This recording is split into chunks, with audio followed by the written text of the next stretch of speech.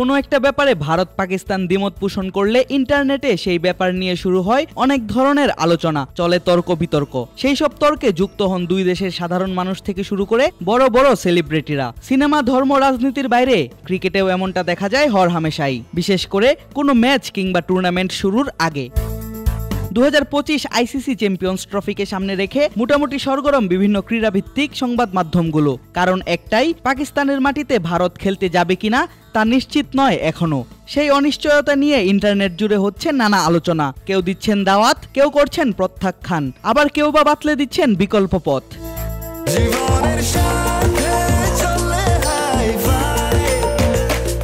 স্বাস্থ্যকর all time honeycomb, সব সময় অল টাইম হেলদি লাইফ।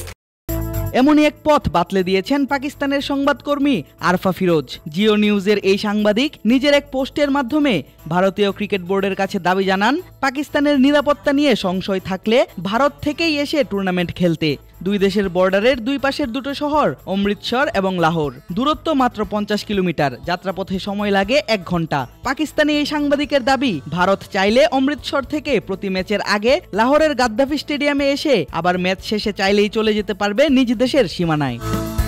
তবে তার এমন দাবি হেসেই উড়িয়ে দিচ্ছেন নেটিজেনরা, কারণ 2008 সালের পর কোনো ম্যাচ পাকিস্তানের মাঠে খেলেনি ভারত, এবারও নেই সেই সম্ভাবনা। একই কথা জানালেন ভারতের সাবেক স্পিনার হরভজন সিং।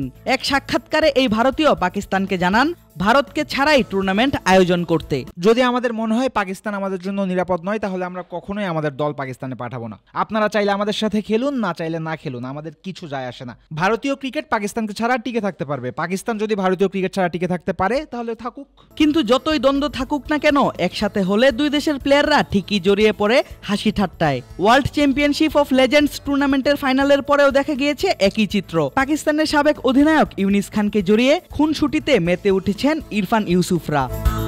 আদিব আশরাফ, ক্রিক ফ্রেন্জি।